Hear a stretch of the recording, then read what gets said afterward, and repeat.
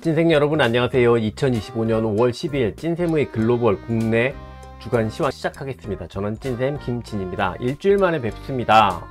지난주에는 우리가 휴일이 많았잖아요. 그래서 나름 편안한 일주일 보내셨을 것 같아요.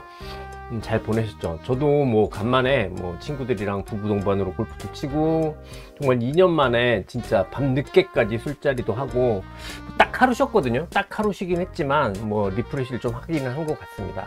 그러니까 좀 잘 쉬었으니까 이제 또 다시 화이팅을 해봐야겠죠. 이번 주 같은 경우에는 주말 사이에 이제 미중 무역 협상이 가장 주목이 되는 상황이긴 한데요. 오늘 제가 방송을 준비하고 방송을 찍는 시간까지는 아직까지 협상의 내용이 나오지 않은 시점입니다. 그래서 그 부분에 대한 내용은 없을 거고요. 대신에 이번 같은 경우에는 이슈보다는 좀 시장의 흐름에 최대한 집중을 해서 말씀을 드려보려고 합니다. 오늘도 평소와 같이 글로벌 시장 흐름 먼저 정리를 하고 투자 관점 수립하고요. 그 다음에 우리나라 시장 정리하는 순서대로 그렇게 진행을 해보도록 하겠습니다. 미국 증시 지난 한 주 동안 보면 FOMC도 있었고요. 기업 실적 발표도 계속해서 이어지는 그런 한 주였습니다만 증시 자체로만 생각을 해보면 특별한 상승 강화 없이 대신에 상승 기조 자체는 유지가 되는 수준에서 마무리가 되었던 한 주였습니다.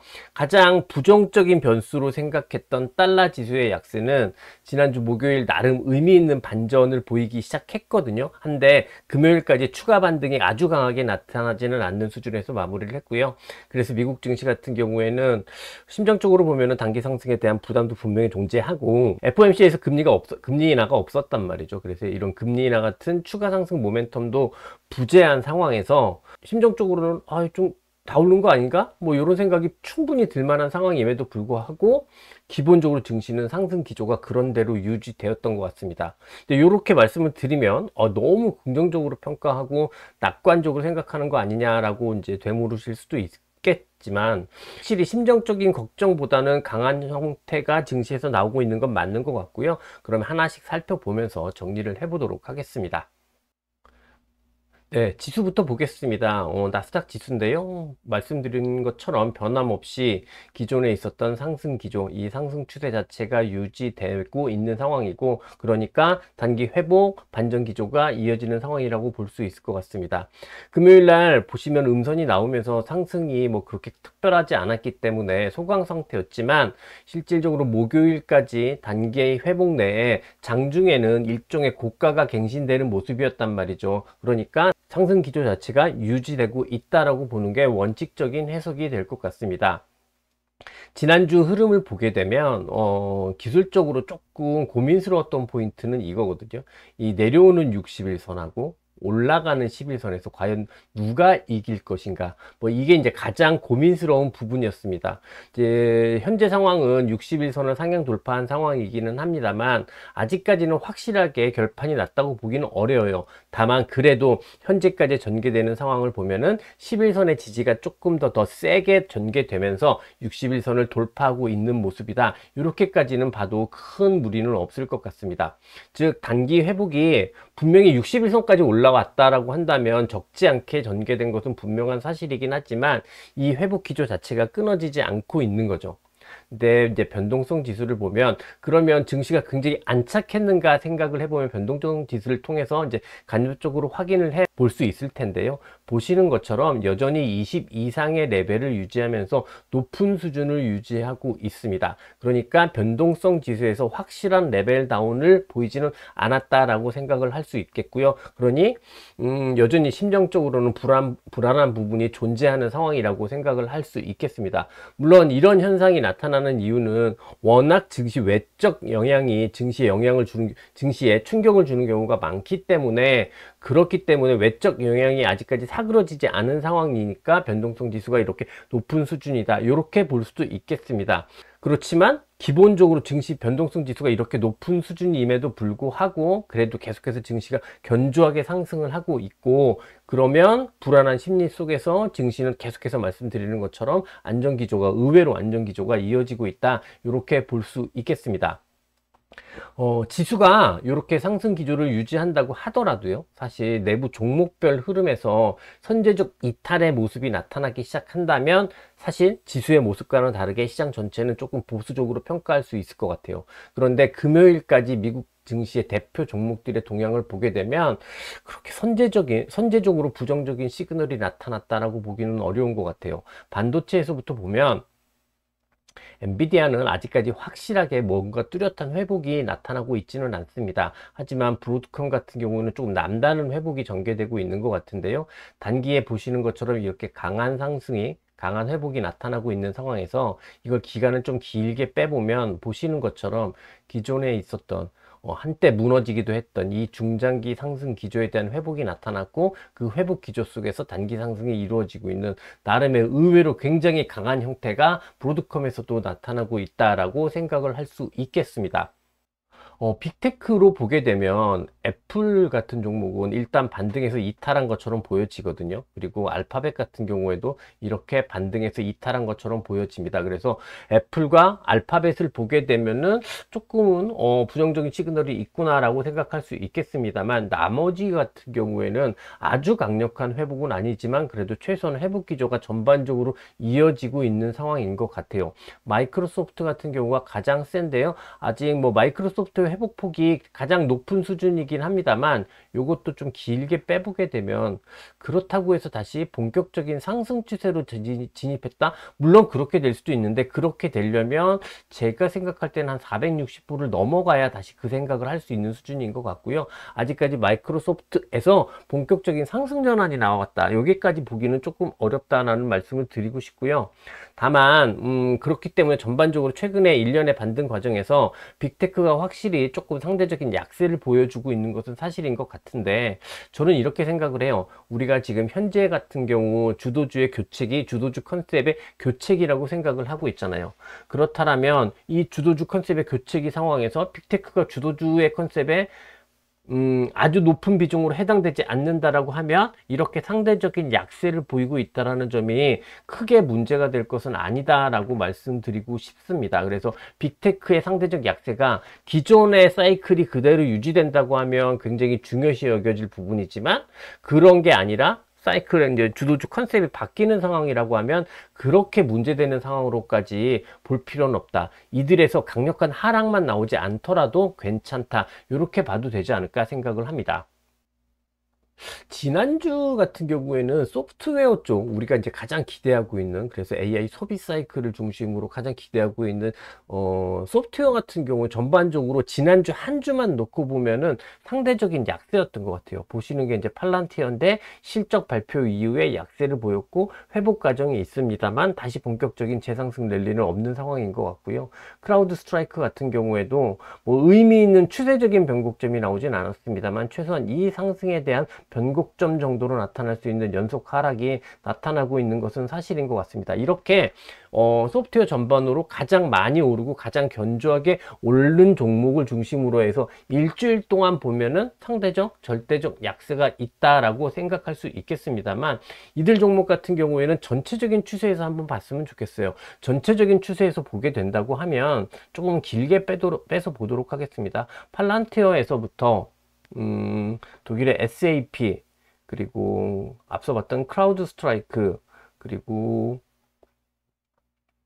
IBM, 뭐 이 외에 아주 그다음에 서비스 네오까지 볼까요? 서비스 네오까지 보시게 되면 기본적으로 중장기 추세 자체를 회복한 종목들이 상당히 많은 수준이고요.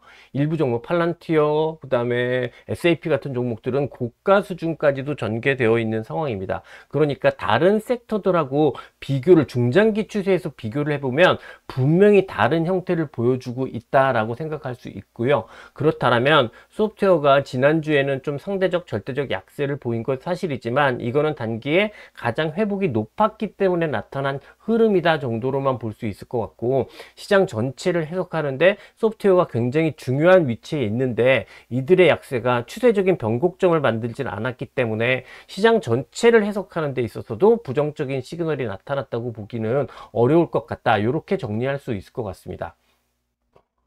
앞서 이제 반도체에서 의외에 브로드컴을 중심으로 해서 회복이 나타나고 있다라고 말씀드렸잖아요. 지난주 같은 경우에는 그래서 소프트웨어는 좀 상대적인 약세였지만 하드웨어 쪽에 상대적 강세가 있었던 그런 한 주로 볼 수 있습니다. 하지만 이게 이제 앞서 소프트웨어에서 봤듯이 중장기 상승 추세의 회복이냐, 요 관점에서 보면은 조금은 종목마다 흐름이 다른 것 같아요. 예를 들어서 지금 보여드리고 있는 게 GE 베르노바인데요. 이렇게 전력기기를 보게 되면 독일의 지멘스가 지금 고가갱신 상황이거든요. 그리고 앞서 봤듯이 이 GE 베르노바도 아직까지 고가갱신은 아니지만 확실히 상승 추세 전환의 형태를 보여주고 있는 것이 사실입니다.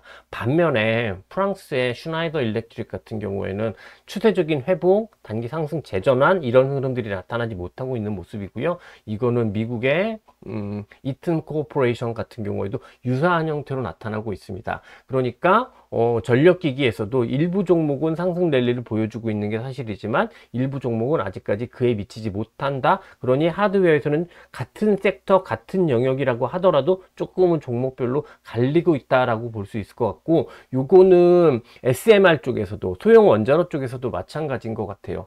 컨스텔레이션 에너지 같은 경우에도 추세의 회복 단기 상승 강화를 통해서 실적 발표 있었죠. 그 이후에 단기 상승 강화를 통해서 이렇게 보시면 추세적인 회복을 보여주고 있는 것이 사실이고, 탈렌 에너지도 마찬가지입니다. 탈렌 에너지는 실질적으로 고가에서 그렇게 멀지 않은 수준까지 이제 회복을 한 상황이에요. 이렇게 추세적인 회복을 하고 상승 전환이 나타나고 있는 종목도 있지만, 반대로 뉴스케일 파워 같은 경우에는 그 정도 회복을 보시는 게 지금 뉴스케일 파워인데, 장기 추세에서 중장기 추세에서 그런 추세의 회복, 복원 이런 것들은 나타나지 않고 있거든요. 그러니 지난주 같은 경우에는 하드웨어가 전반적으로 상대적 강세였던 건 분명해 보입니다. 하지만 중장기 추세의 관점에서 보면은 모든 종목군에서 다 회복이 됐다라고 이야기할 수는 없을 것 같고, 그래도 일부에서 중장기 회복을 보여줬다라는 게 긍정적인 포인트이다. 하드웨어까지 너무 확산해서 긍정적으로 생각할 것은 아니지만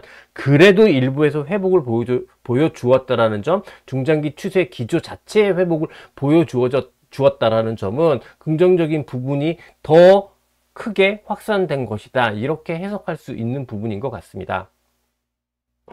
여기에 지난주 같은 경우에는 목요일을 기점으로 해서 영국과 무역 협상이 새롭게 체결되는 시점부터는 일시적으로 보면은 경기 민감주도 상대적 강세, 절대적 강세를 보여주기는 했었습니다. 하지만 실질적으로 경기 민감주 전반의 흐름들은 부정적인 추세, 실질적인 추세가 없는 상태가 계속해서 이어지고 있는 상황이고요. 다만 이제 은행 정도에서는 다른 섹터들과 다르게 중장기 상승 추세가 유지되고 있는 종목들이 발견이 됩니다.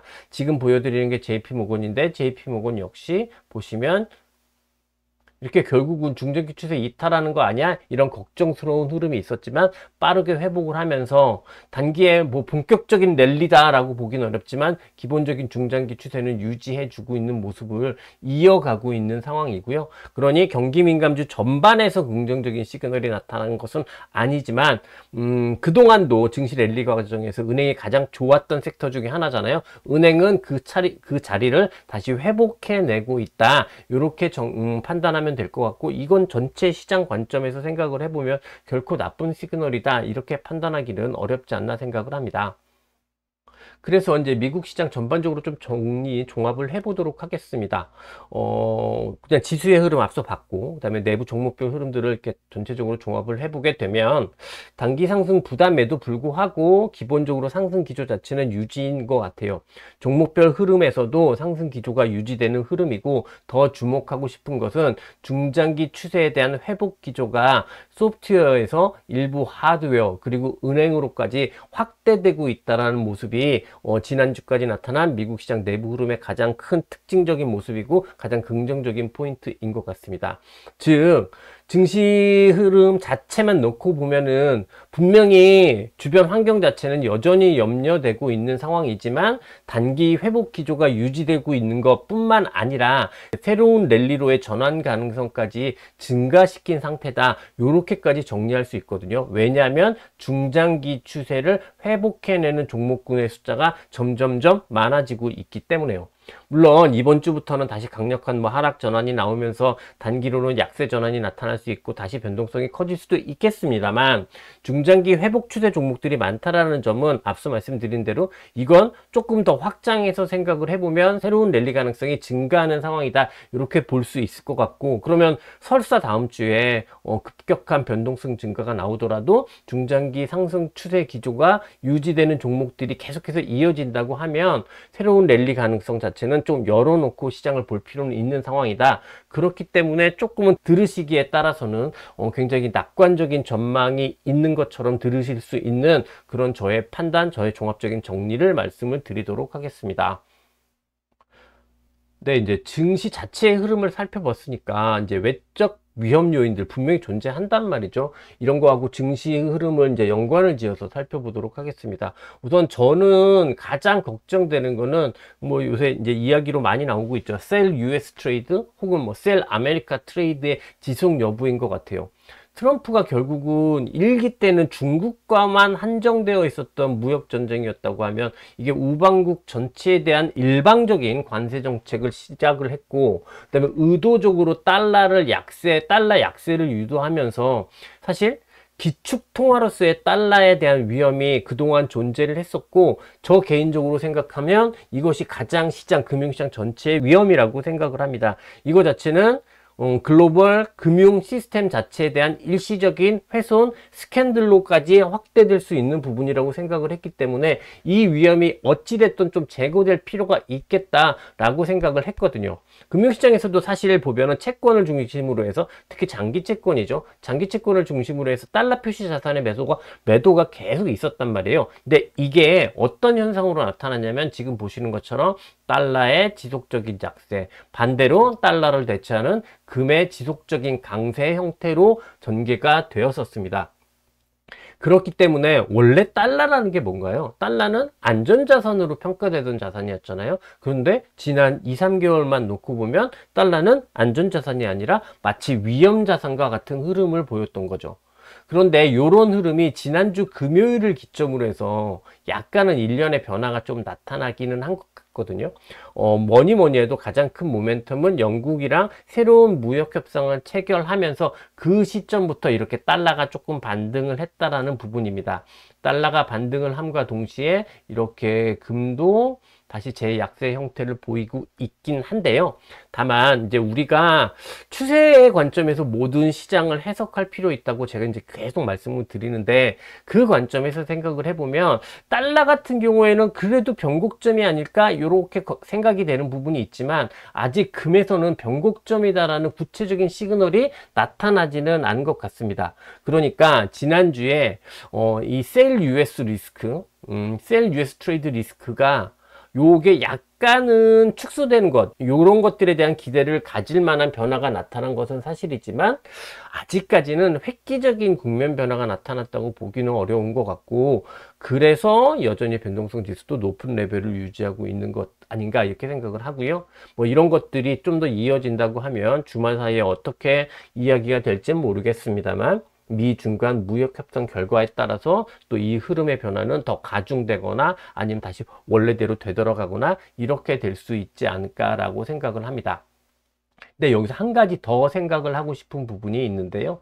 지난주까지 전반적으로 이제 환율 시장의 동향을 보게 되면 무역 협상을 마무리 지어가고 있는 국가의 통화일수록 오히려 그 통화의 절상, 환율의 하락의 흐름이 더 강하게 나타나고 있는 것 같습니다. 파운드도 실질적으로 그랬고요. 또 지난주에 발작적인 흐름을 보였던 대만 달러도 그런 모습이었던 것 같아요.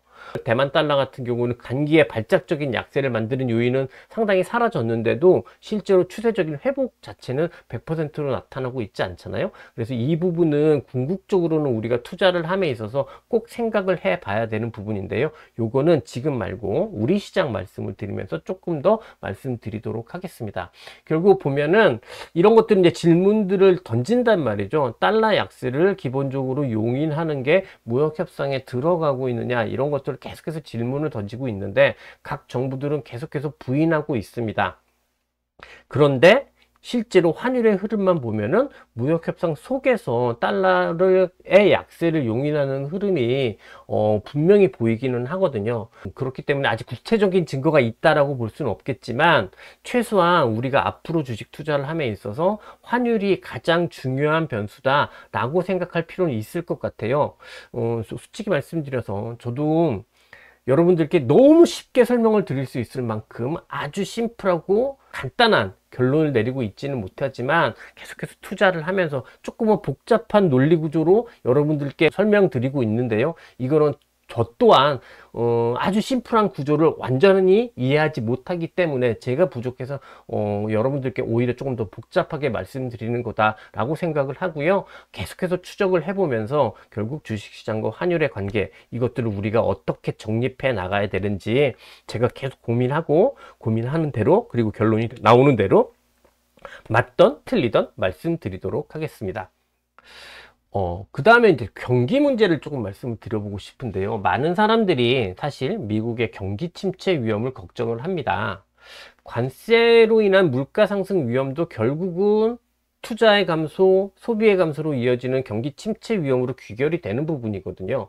그런데 정작 경기 침체 위험, 우리는 많은 사람들이 이렇게 이야기하고 있는 이 경기 침체 위험이 실제로 증시의 핵심적인 위험이라고 한다면 지지난주 후반부터 지난주까지 전개되고 있는 미국 증시의 흐름이 좀 쉽게 설명되지는 않는 것 같습니다.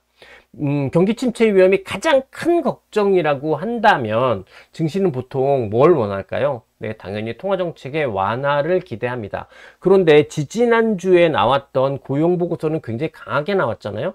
그랬으면 증시가 하락을 해야 되는데 오히려 증시가 상승을 했습니다. FOMC에서 금리를 동결을 했고요. 6월 달에 인하 가능성도 그렇게 높게 이야기하지 못했습니다. 그런데 그럼에도 불구하고 증시는 약세 전환하지 않았습니다. 이게 증시가 우리가 쭉 봤듯이 굉장히 60일선을 넘어서는 수준으로 굉장히 높게 올라온 수준이잖아요. 그러면 이건 반대로 단기 상승 부담이 분명히 존재하는 상황인데 증시가 이런 통화정책 완화를 기대할 수 있는 부분 모멘텀이 없는 상황에서도 약세 반응을 하지 않았다라는 점은 분명히 생각해 볼 필요가 있는 부분이다라고 말씀드리고 싶고요. 이는 아주 단적으로 그냥 뭐 아주 심플하게 생각을 해보면 증시 같은 경우에는 완화적인 통화 정책을 그렇게 필요로 하지 않는다, 이 뜻일 수도 있겠습니다. 근데 요건 심플하게 생각을 하면 우선적으로 보수적으로 생각하면 이런 거죠. 물가 상승 위험이 아주 걱정되기 때문에 통화정책 완화를 기대하지 않는 증시다, 이렇게 생각할 수 있는데, 그렇다면 증시가 지금까지 올라왔어는 안 됐죠. 근데 지금까지 올라왔단 말이죠. 그렇다면 이거는 정확한 해석은 아닌 것 같고, 그러면 생각해 볼 수 있는 거는 실제로 많은 사람들은 입으로는 경기 침체 위험을 막 걱정하고 있지만 실제로 주식시장이 반영하고 있는 경기 침체 위험은 크지 않은 거 아닌가? 그걸 증시는 반영하고 있는 것 아닌가? 이 부분까지 우리는 생각할 수 있어야 될 것 같아요. 이제 수많은 사람들이 사고팔고의 과정을 거쳐서 실제로 경기 침체 위험이 크지는 않아, 말로는 경기 침체 위험이 크다고 떠들지만 실제 결과물은 경기 침체 위험이 크지는 않아 라고 만약에 시장이 이야기하고 있다면 저는 시장이 잘못됐다고 판단할 기보다는 그냥 이거에 대해서 떠들고 있는 사람들의 이야기가 잘못됐을 가능성이 더 높다, 이렇게 보는 게 더 적절한 접근 방법이라고 생각을 하고요. 그렇기 때문에 최소한 현재 시점에서 보면은 어쩌면 경기 침체 위험이 그리 크지 않을 수 있다, 이 가능성까지 열어둘 필요가 있을 것 같고요. 그러면 그렇게 열어두자고 제가 말씀드리는 이유는, 그렇게 생각을 하고 우리가 이런 태도를 가질 때 실질적으로 지금까지 전개되고 있는 증시의 모습이 조금은 더 잘 받아들여지고 잘 이해되지 않나, 이렇게 생각을 합니다. 더 잘 이해돼야 또 변화에 대해서 우리가 잘 적응할 수 있으니까 잘 이해되는 쪽으로 우리는 해석할 필요가 있고, 그렇다면 앞서 말씀드린 대로 경기 침체 위험을 실제로 증시는 크게 반영하고 있지 않다, 이런 가능성을 열어두어야 할 것 같습니다. 네, 미국 시장 이제 결론 및 투자 관점 말씀드려 보도록 하겠습니다. 이번 주 주말 사이에 이제 미중 간 협상 상황을 통해서 이제 뭔가 또 새로운 국면이 펼쳐질 수도 있을 것 같기는 해요. 근데 일단 시장 전반의 흐름은 이번 주말 사이에 보면 주말까지 있었던 뉴스들을 보게 되면 최소한 급격한 뭔가의 협상 타결, 뭐 여기까지 기대하는 분위기는 아닌 것 같아요. 그냥 첫 번째 협상이 시작된다. 여기에 의미를 두고 있는 것 같거든요. 그렇다면 이번 주말 사이에 뭔가 특별한 성과가 노출되지 않는다고 하더라도 시장 자체가 크게 충격을 받을 일이 있나? 이렇게 생각을 해보면 그건 아니지 않을까라고 생각을 하고요. 반대로 의미 있는 뭔가 진전이 온다고 하면 시장은 크게 기대하지 않았기 때문에 또 당연히 긍정적으로 받아들일 여력이 있다. 이런 쪽으로 생각하는 게 맞을 것 같아요. 미국이랑 중국 간의 무역 협상 변수는 이 정도로만 생각을 하고요. 종합적으로 이제 시장 판단해서 말씀드려 보도록 하겠습니다. 뭐 제가 중요한 부분은 계속해서 강조해서 말씀을 드렸기 때문에 이미 이제 다 정리가 되셨을 거라고 생각을 하고요. 여전히 관세 협상 그리고 달러 약세 등의 부담 요인이 존재하고 있는 상황입니다. 증시 자체로만 놓고 보면은 단기 상승에 대한 기술적인 부담도 있는 게 사실입니다. 그리고 증시를 강하게 상승으로 이끌 만한 특별한 모멘텀이 지난주에 없었습니다. 그러나 이런 제약 요인에도 불구하고 증시는 의외로 견조한 상승을 보이고 있고요. 그리고 증시의 실질적인 변화 흐름들, 증시의 전개 흐름들을 보게 되면 단순히 회복 흐름을 넘어서 새로운 랠리 전개 가능성까지 조금은 담아내고 있는 모습으로 생각을 합니다. 따라서 심정적으로는 불안하기는 하지만 증시는 계속해서 꾸역꾸역 상승하고 있는 국면이다. 이렇게 볼 수 있을 것 같고요. 이럴 경우에는 앞서 말씀드린 대로 심정적인 불안에 매몰돼서 뭔가 선제적인 액션, 여기가 끝이야. 이런 의사결정을 통해서 선제적인 액션을 하는 것보다는 결국엔 조금 아쉬운 결과로 이어질 수 있다 하더라도 시장의 흐름을 계속 따라가는 그런 투자 관점을 유지하는 게 더 필요하지 않을까 말씀을 드리고 싶습니다. 이렇게 얘기하면 너무 생각 없이 그냥 낙관적으로만 그냥 생각하는 거 아니냐, 낙관 편향해서 이렇게 여러분들께 말씀드린 거 아니냐 이렇게 지적하실 수 있습니다만 아닙니다. 저 역시 진짜 늘 불안하거든요. 매일매일 무슨 일이 터지면서 또 이게 갑자기 확 바뀔까? 이런 것들 엄청 불안한 상황인데 단지 이제 제가 가지고 있는 이 불안한 마음과 다르게 시장은 상승 흐름을 보여주고 있으니 불안해도 기본적으로 행동 자체는 선제적으로 움직이지 않고 보이는 그대로 따라가겠다라는 걸 강조해서 말씀을 드리고 싶어서 이렇게 제가 몇 번 말씀을 드렸습니다. 보이는 대로만 행동한다. 이게 지금은 어떤 의미일까 생각을 해보면 기본적으로 주식 비중을 유지하는 관점일 거고요. 어떤 종목을 유지할 것이냐 생각을 해보면 앞서 우리가 쭉 봐왔듯이 중장기 상승 추세가 유지되는 종목을 중심으로 많이 빠져서 올라오는 종목보다는 중장기 상승 추세가 유지되는 종목을 중심으로 해서 일정 수준 주식 비중을 유지하는 투자 관점, 이거 계속 유지해도 될 만한 상황이다. 저는 이렇게 판단하고 이게 지금 제가 내리고 있는 미국 시장에 대한 투자 관점입니다. 네, 이제 한국 시장 정리하도록 하겠습니다. 글로벌 증시가 크게 변하지 않았던 지난주였기 때문에 우리 시장 역시 이제 크게 달라지지는 않았던 한 주였는데요. 지수의 상승 기조는 기본적으로 유지되는 상황이고 지수 관련 대형주는 계속해서 부진한 상황입니다. 개별 대형주의 상승 추세 속에서 순환적으로 종목별 상승이 강화되는 흐름이 우리 시장의 이제 단적인 모습이라고 할 수 있는데요. 지난주에 가장 크게 변한 부분은 환율의 하락인 것 같아요. 다만 이런 환율의 하락이 시장 흐름 자체를 본질적으로 바꾸지는 않았습니다. 그러면 이제 하나씩 살펴보도록 하겠습니다. 보시는 것처럼 보시는 게 지금 코스피인데요. 보시는 것처럼 지수는 지속적인 상승세 상황입니다. 다만 이걸 보시면서 지수가 뭔가 강력하고 대단한 랠리를 보이고 있다? 요렇게 볼 수는 없을 것 같고요. 하지만 그냥 지수의 단기 회복 기조는 계속해서 유지되고 있는 상황이다. 이거로는 판단할 수 있을 것 같아요. 하지만 이런 지수의 회복 상승이 실질적으로 우리나라의 매크로 펀더멘탈이 좋아지면서 이 매크로 펀더멘탈의 개선에 의해서 나타나는 흐름이다라고 생각할 수는 없을 것 같아요. 왜냐하면 결국은 지수 관련 대형주는 여전히 부진하기 때문입니다. 반도체부터 보게 되면 삼성전자 보시는 것처럼 계속해서 박스권의 유지 상황이고요. 하이닉스도 좀 레인지가 넓긴 하지만 박스권을 넘어서는 상황은 아닙니다.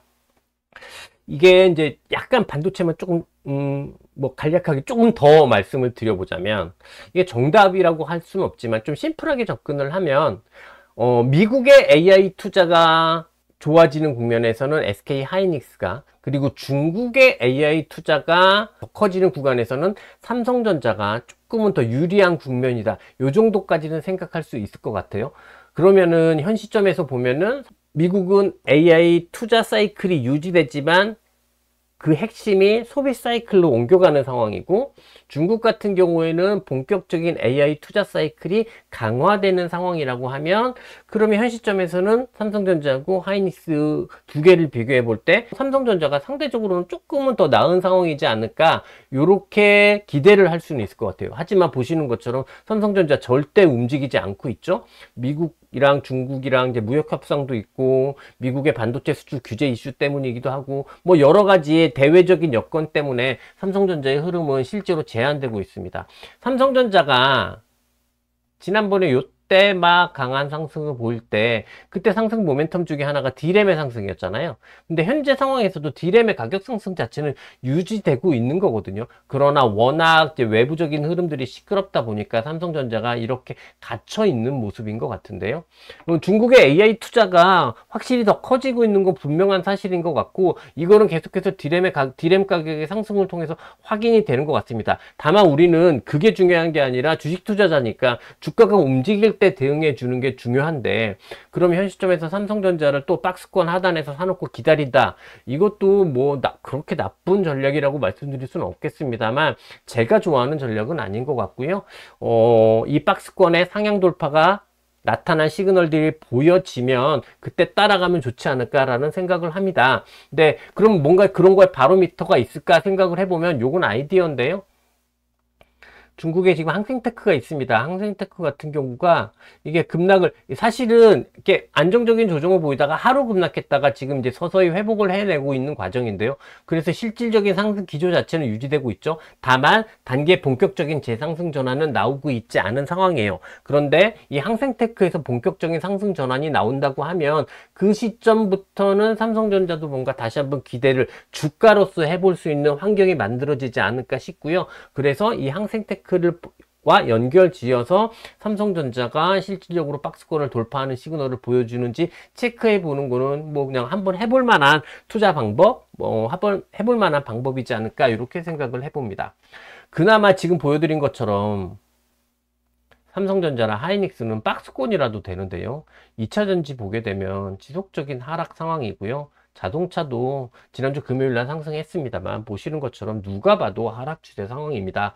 그리고 이거는 IT도 그렇고 소재 섹터도 그런 것 같아요. 그러니 지수 관련 대형주는, 반도체는 그나마 박스권이지만 나머지는 대부분 하락 추세이다 라고 보면 될 것 같습니다. 이거는 결국 우리나라 매크로 펀더멘탈이 계속해서 부진한 상황이다, 요걸 증시 자체로는 이렇게 표현하고 있다, 이렇게 해석할 수 있을 것 같고요. 그래서 이후에 설명드리겠지만 환율이 하락하고 있는 상황임에도 불구하고 증시 흐름이 실질적으로 더 개선되지 못하고 있는 것이다, 이렇게 생각을 합니다. 그렇기 때문에 이번 주를 본다고 하더라도 우리 시장 지수 관련 대형주는 여전히 큰 기대가 어렵다라고까지 말씀드릴 수 있을 것 같습니다. 그래도 우리 시장 이제 개별 대형주, 알파 장세지만 개별 대형주의 상승 랠리가 이어지고 있고, 이게 실질적으로 우리의 투자 수익률을 유지시켜주고 있는 것 같습니다. 그리고 그 중심에는 당연하게도 방산과 조선이 있는 것 같습니다. 계속해서 이제 종목별 실적 발표가 나오면서 이 종목별 실적 발표가 이 개별 대형주에서는 그렇게 악재로 작용하는 게 아니라 대부분 호재로 작용을 하면서 상승 모멘텀으로 작용을 하면서 종목별로 순환적 상승이 계속해서 이어지고 있다, 이런 흐름들이 나타나고 있는 것 같거든요. 그러니 기본적으로 방산, 그다음에 조선 보시면, 그러니까 전반적으로 기본적으로 상승 추세가 전개되고 있는 상황에서 종목별로 이 종목이 셌다가 저 종목이 셌다가 하는 순환적인 상승 강화가 나오고 있다, 이렇게 보시면 될 것 같아요. 그러니까 이들을 그냥 적절하게 그냥 잘 분산시켜서 포지션을 유지한 상황에서 그냥 추세가 아주 강해지는 종목들은 적절하게 비중을 조금 더 늘려주고, 그 다음에 뭐 나머지는 그대로 홀딩하고, 뭐 이런 정도의 전략, 그렇게 어렵게 접근하기보다는 요거 샀다 팔고 요거 샀다 팔고 이렇게 어렵게 접근하기보다는 이렇게 쭉 깔아놓고 그냥 들고 가면, 그러면 현재 상황에서는 충분히 수익이 나는 상황이다 라고 생각을 하고요. 근데 사실 이게 뭐 특별한 이야기도 아니고 그동안 우리가 유지했던 관점이고, 그러니까 그냥 계속해서 조선이나 방사는 이 관점을 바꿀 이유는 없겠다라고 생각할 수 있겠습니다. 여기에 이제 아주 큰 폭의 확산은 아니지만 그래도 개별 대형주의 상승 확산이 그래도 계속해서 이어지고 있는 게 지난주까지의 모습인 것 같아요. 개별 대형주 원래 이제 방산조선에 이제 전력기기까지 있었잖아요. 근데 전력기기 같은 경우에는 보면 본격적인 상승 확산이 나타나는가? 뭐 이런 흐름들이 기대되다가 또 실패되고, 그래서 상승 기조가 이어지고 있지만 본격적인 아주 강력한 롱사인이 나왔다, 이렇게 보기는 어려운 정도의 흐름이 계속해서 나타나고 있는 것 같습니다. 그나마 효성중공업이 가장 센 편인 것 같고, 보시는 것처럼 HD 현대일렉트릭이나 LS 일렉트릭 같은 경우에는 단기에는 회복이지만 본격적인 중장기 시그널이 아주 크게 기대되는 그런 흐름은 아닌 상황인 것 같아요. 아무래도요, 이 우리나라 전력기기 같은 경우에는 조선이나 방사는 우리나라 종목만 따로 논다고 볼 수 있을 텐데, 물론 조선 같은 경우는 일본 조선이랑 같이 움직입니다만, 근데 전력기기 같은 경우에는 이제 서방 세계에 있는 이제 사실상 이 산업을 지배하는 이 동종업종 지배적 사업자의 흐름에서 벗어날 수 없을 텐데요. 앞서 우리가 미국 시장 보면서 확인을 했듯이 글로벌 전력기기 같은 경우 보면 지멘스나 GE 베르노바 같은 경우에는 랠리지만 이튼 코퍼레이션이나 슈나이더 일렉트릭 같은 경우에는 또 그렇지가 않습니다. 그렇기 때문에 우리나라 전력기기 같은 경우에는 어차피 이게 방산과 조선과 우리나라 전력기기가 가장 다른 포인트는, 방산조선은 이 산업에서 글로벌 지배적 사업자임에 반해서 전력기기는 그렇지 못하기 때문에 후순위로 밀려져 있는 게 아닌가라고 생각할 수밖에 없을 것 같고요. 그냥 이대로 그냥 받아들이면 될 것 같고, 그냥 주가가 보다 더 강력하고 뚜렷한 추세를 보여줄 때 그때 더 적극적으로 대응하면 되겠다라고 생각을 합니다. 여기에 이제 최근에 보면 건설 중에 현대건설이 이제 막 이슈가 되고 있는 것 같아요. 제가 저번에 한번 잘못 말씀드린 것 같다는 생각도 들거든요. 저는 현대건설이 이렇게 센 흐름에서 생각해냈던 포인트는 뭐냐면, 우리 조선이 결국 이제 무역협상을 통해서 우리나라 입장에서 보면 레버리지가 반도체, 조선 뭐 이런 게 될 텐데, 이게 이제 우리나라 조선이 미국 내 조선에 투자를 할 가능성이 높아지고, 그렇다면 미국 내 조선소 건설이 나올 건데 이것 때문에 현대건설의 모멘텀이 있는 것 같습니다. 이렇게 생각을 했었는데, 그거보다는 원전건설 모멘텀이 더 우선인 것 같기는 해요. 근데 그러면 뭐 이것 때문에 오르고 저것 때문에 오르고 막 이런 상황인 거잖아요. 근데 전 이렇게 판단합니다. 현대건설 같은 경우에는 그냥 하나의 상승 이유에 집중하기보다는 전반적으로 조선, 방산, 전력기기 이렇게 올라가는 흐름, 여기에 이제 원전 같은 경우에도 마찬가지 실질적으로 무역협상 속에서 우리가 뭔가 레버리지를 꺼낼 수 있는 그런 산업 중에 하나잖아요. 그런 산업의 상승 속에서 나타나는 주가 흐름이다, 이렇게 크게 그냥 생각을 하고, 실질적으로 종목에 그냥 의미 있는 변곡점이 나오느냐 아니면 상승 추세가 유지되느냐, 그냥 요 정도의 관점만 가지고 접근을 해도 충분히 접근하고 수익을 낼 수 있지 않을까, 이렇게 생각을 하게 됩니다. 지난주 같은 경우에는 미디어 엔터 업종으로도 상승이 계속해서 확산 유지되는 분위기이긴 했는데요. 다만 조금 거슬리는 포인트는 뭐냐면 스튜디오 드래곤입니다. 스튜디오 드래곤이 실적 발표를 했는데 실적이 꽤 심각하게 쇼크를 보였죠. 이 별들에게 물어봐가요. 그거가 망해가지고 실적에 쇼크가 나왔던 것 같습니다. 그래서 주가 자체가 9% 정도 금요일날 하락을 하면서 실질적으로 이전까지 있었던 상승 추세 전환 시도가 이제 실패된 것으로 보여집니다. 실적 발표 이후에 투자 의견에 대한 전반적인 분위기는 그렇게 나쁘지는 않거든요. 이 별들에게 물어봐의 흥행 부진 때문에 실적 부진은 나왔지만 올해 그 이상의 라인업은 더 기대가 되고, 그 다음에 여기서 또 하나의 포인트는 스튜디오 드래곤의 올해 내년도 실적 전망에 아직까지 한한령 해제는 포함되어 있지 않은 숫자거든요. 근데 사람들이 많이 기대한단 말이죠. 그러면 실적 전망 자체의 상향 조정 여지가 굉장히 많잖아요. 그러니까 그냥 분기에 실적 한번 쇼크 받은 걸 가지고 투자 의견이 급격하게 나빠지지는 않는 것 같고, 그래서 전반적으로 투자 의견은 긍정적으로, 오히려 실적이 쇼크가 났는데 실적 전망이나 타겟 프라이스를 올리는 증권사도 있었습니다. 그래서 분위기는 나쁘지는 않은 것 같아요. 다만 우리는 이제 투자자고 그들은 애널리스트고 우린 투자자 입장이라고 생각을 해보면, 일단은 저는 그냥 상승 추세 전환이 실패된 것을 먼저 인정하는 게 우선이다 라고 생각을 합니다.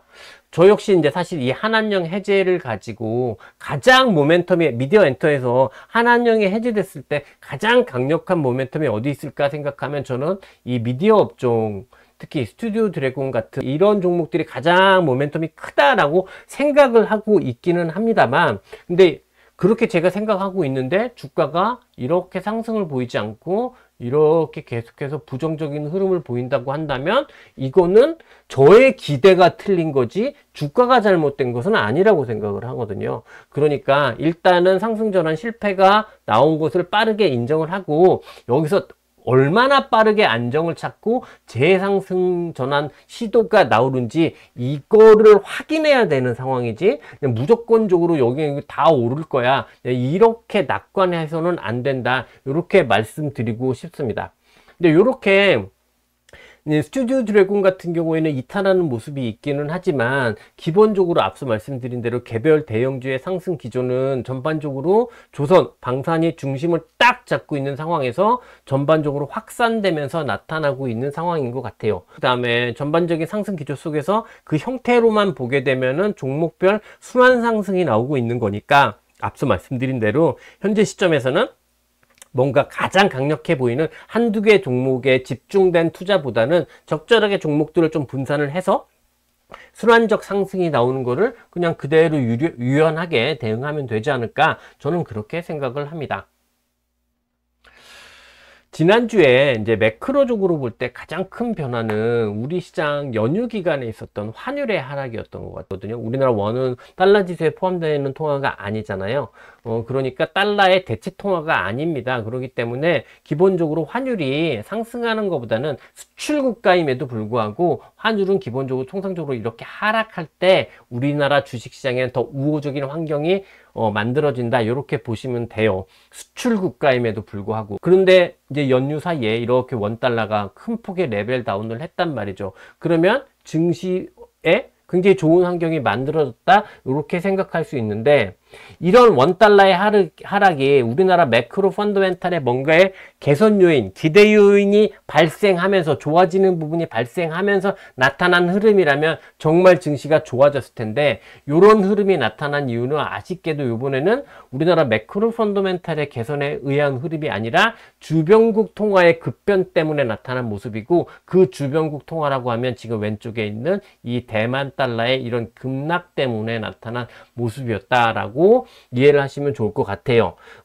대만 통화 같은 경우가 동아시아 쪽 통화 중에서는 가장 규모가 작은 상황임에도 불구하고, 대만 통화가의 이런 급락이 심지어 위안화에도 영향을 미쳤고, 이 우리나라 원달러에도 영향을 미친 부분은 참 이례적인 부분인 것 같기는 한데요. 일단 주식시장 투자의 입장에서만 좀 생각을 해보도록 하겠습니다. 우리나라 매크로 펀더멘탈이 좋아지는 상황에서 원달러 하락이 나타난 게 아니기 때문에 우리가 앞서 확인을 했듯이 시장 자체가 뭐 더 강력한 상승 모멘텀으로 환율의 하락이 작용하지는 않았다, 여기까지 정리할 수 있을 것 같고요. 조금은 더 다른 각도로 좀 말씀을 드리고 싶은데, 이게 이제 우리 같은 금융 주식 투자자 입장에서 생각을 해보면, 이런 식으로 환율이 하락을 하게 되면 우리는 글로벌 투자도 막 적극적으로 하고 있지 않습니까? 근데 이 글로벌 투자의 매력도가 조금은 떨어지는 부분이 있는 상황입니다. 그런데 이런 환율의 하락이 우리나라 매크로 펀더멘탈의 개선에 의한 하락이 아니기 때문에, 실질적으로 우리나라 입장에서 생각을 해보면 우리나라의 투자 요인이 증가하지도 않는 상황이라고 볼 수 있거든요. 그렇다면 투자자 입장에서는 글로벌 투자를 하는 데는 환율에서 이전과는 조금은 더 부정적인 흐름이 나온 것 같고, 그렇다고 해서 이제는 환전하지 않고 우리나라만 투자하려고 하니 우리나라는 썩 좋지 않고, 그래서 매크로적인 환경에서 생각을 해보면, 투자 환경에서 생각을 해보면 조금은 긍정적이지 않게 환율 시장이 조성되고 있는 것 같다라고 생각을 해요. 근데 중요한 포인트는 이제 환율의 회복이라고 생각을 하는데요. 대만이 이렇게 하락을 한 이유가 상당 부분 뭐 보험사의 해지, 그 다음에 대만 통화의 절상을 용인하는 대만 정부의 입장, 이런 것들이 다 해소가 됐거든요. 근데 이렇게 빠르게 회복을 해내지 못하고 있는 수준입니다. 우리나라 원달러도 마찬가지로 이전의 레벨로 빠르게 100% 회복하지 못하고 있는 상황입니다. 그러면 이제 앞서 환율, 특히 달러의 지속적인 하락 가능성, 이 하락 가능성들이 있다라는 걸 우리가 가장 큰 위험이고, 그 위험이 아직까지는 존재한다라는 것을 앞서서 판단을 했잖아요. 근데 이 부분이 서서히 이제 동아시아권 환율에도 작동이 되고 있다라고 생각할 수 있고요. 그렇다면 환율이 우호적이지 않은, 앞서 우리가 굉장히 이제 말씀드렸던 것처럼 우리나라 매크로 펀더멘탈이 좋아지지 않는 상황에서 환율이 이렇게 하락하는 거는 우리 투자자 입장에서 보면은 이걸 어디다 대고 투자를 해야 되는 거지? 이게 조금 어려워지는, 좀 안 좋은 환경이라고 말씀드렸잖아요. 그런 환경이 조금 계속해서 전개될 가능성들을 우리가 염두에 둬야 된다는 거죠. 그래서 이렇게 급격한 변동성은 아니더라도 환율이 이렇게 지속적인 하락을 보일 가능성은 일단 우리가 고려를 해야 될 것 같습니다. 그럼 이 변화를 투자자의 관점에서 생각을 해보면 저는 이렇게 생각을 합니다. 나는 그래도 환율에 대한 리스크를 지고 싶지 않고 우리나라에만 투자를 할 거야 라는 입장을 가지신 분의 입장에서 생각을 해보면, 현재 이런 환율의 지속적인 하락이 전개될 수 있는 상황은 주식보다는 매크로 펀더멘털이 좋지가 않기 때문에 주식보다는 채권의 매력이 더 높아지는 상황이라고 생각할 수 있습니다. 결국 채권이라는 거는 중앙은행이, 매크로 펀더멘털이 가장 핵심적이겠습니다만, 중앙은행이 기준금리를 설정하는 거에 따라서 그 방향성이 설정된단 말이죠. 근데 우리나라 한은 같은 경우에는 환율의 위험이 있기 때문에 환율이 안정되면 될수록 금리 인하의 폭이, 금리 인하의 여력이 높아지거든요. 근데 이전까지는 환율이 여전히 이렇게 높은 수준을 유지하고 있었기 때문에 한은에서 금리 인하를 하고 있기는 했습니다만 아주 공격적으로 금리 인하를 하지 못했단 말이에요. 근데 이렇게 환율이 이후에 이제 안정을 찾고 하락 안정을 찾게 된다고 한다면 한은 입장에서는 금리를 인하시킬 수 있는 환경, 그 여력이 더 커지는 상황으로 볼 수 있거든요. 그렇다면 채권이 상대적으로 매크로 펀더멘탈이 안 좋으니까 채권이 주식보다는 상대적으로 더 유리한 자산이 될 수 있겠다라고 생각을 할 수 있을 것 같고요. 요게 이제 우리나라에만 투자하는 관점인 것 같고요. 글로벌 전체 투자의 관점에서 생각을 해보자면 달러 지수가 어떤 변동성을 보이면서 어떤 흐름을 보일지 완전히 예상할 수는 없습니다만, 우리가 걱정하는 대로 달러의 지속적인 하락 추세가 확인이 되는 상황이라고 하면 우리는 이제는 달러 표시 자산 외에 다른 통화의 표시 자산에 대한 투자를 고려를 할 필요는 있을 것 같습니다. 그 대상으로 보면은 지금 보시는 것처럼 이런 V자 반등을, 이게 코로나 때 빼놓고는 처음 보는데 이런 V자 반등을 보여주는 닥스, 독일이 될 수도 있을 것 같고요. 중국이 될 수도 있을 것 같습니다. 또 일본이 될 수도 있을 것 같고요.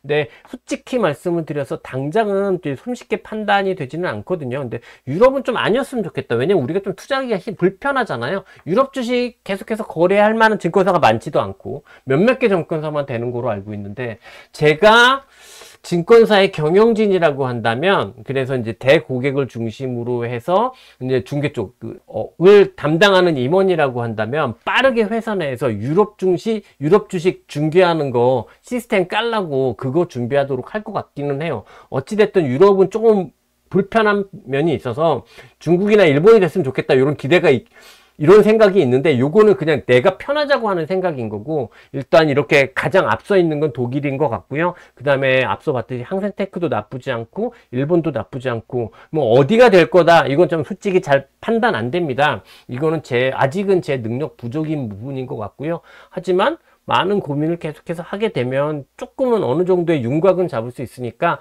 계속해서 제가 숙제를 한다라는 느낌으로 고민해서 달러의 궁극적인 하락 추세가 확인이 됐을 때 우리가 달러 표시 자산 외에 다른 자산 쪽으로 어느 쪽으로 좀 시각을 돌리고 포트폴리오를 확산시켜야 하는지 공부하는 대로, 윤곽이 잡히는 대로 말씀을 드려보도록 하겠습니다. 네, 우리 시장 이제 결론 및 투자 관점 말씀드리고 마무리하도록 하겠습니다. 우리 시장 같은 경우에는 투자 관점은 그냥 비교적 간단히 내릴 수 있을 것 같아요. 환율 하락이라는 우호적인 거시경제 변수가 발생을 했지만 이거는 뭐 지수 관련 대형주의 변화를 유발한 요인은 아닌 거잖아요. 그거 확인했습니다. 그런데 글로벌 증시가 심정적으로는 계속 불안하지만 증시 자체로만 보면은 여전히 실질적인 위험이 없다라는 거죠. 그럼 그 이야기는 결국은 시장 위험이 제한적이라는 이야기일 거고, 시장 위험이 제한적이라고 생각하면 기존에 있었던 개별 대형주 중심의 알파 장세라고 하는 개별 대형주 중심의 투자 관점 그냥 그대로 유지하면 되겠다라고 생각을 하고요. 그러면 이 투자 관점을 어떤 식으로 구체화할 것인가 생각을 해보면, 앞서도 한번 2번 정도 말씀을 드렸는데, 한두 개 종목에 집중된 투자보다는 지금은 방산 조선에서 조금은 더 확산이 되어 있으니까요, 확산된 종목별 상승에 맞춰서 이제 추세가 가장 좋은 종목들을 중심으로 해서 포트를 쭉 깔아놓고 그냥 하루하루 흐름에 이거 살고 이거 팔고 이거 사고 이거 팔고 요렇게 생각하지 말고 그냥 전체적으로 추세에 집중해서 여유 있게 대응하고, 그랬다가 스튜디오 드래곤처럼 변곡점이 나오면 또 조절하고 뭐 이렇게 그냥 접근하면 우리 시장은 지금은 편하게 접근되는 상황이 아닌가, 이렇게 생각을 합니다. 앞서 우리 시장 좀 길게 말씀을 드렸지만 결론이나 투자 관점 자체는 좀 이렇게 심플한 결론을 내릴 수 있는 것 같아요. 네, 이상으로 오늘 제가 준비한 내용은 다 말씀드렸습니다. 5월인데 갑자기 막 비 오면서 금요일부터 날씨가 엄청 추워졌어요. 온열에 감기 개도 안 걸린다는데 온열 감기 안 걸리게 진짜 조심하셨으면 좋겠고요. 개인 사정이 있고 제가 이제 막 잘 쉬긴 했습니다만 또 여러 가지 좀 일들이 많습니다. 그것 때문에 주간 시황이 조금 늦게 올라가게 되는 것 같은데 이 부분도 이해를 좀 부탁드리겠습니다. 그렇다고 해서 뭐 내용이 부실해지거나 이런 거 아니고 항상 준비할 때 진짜 열심히 준비하거든요. 그러니까 그것만 좀 이해해 주셨으면 좋겠고, 열심히 준비하다 보니까 이렇게 빠르게 올리는 게 너무 부담스러워서 제가 좀 시간을 뒤로 미뤘다, 이렇게 이해해 주시면 좋겠습니다. 네, 늘 말씀드리지만 저는 이 자리에서 여러분의 투자를 응원합니다. 이상 방송 마무리하도록 하겠습니다. 저는 찐생 김진이고요. 끝까지 시청해 주셔서 감사합니다. 그러면 찐생 여러분 화이팅입니다.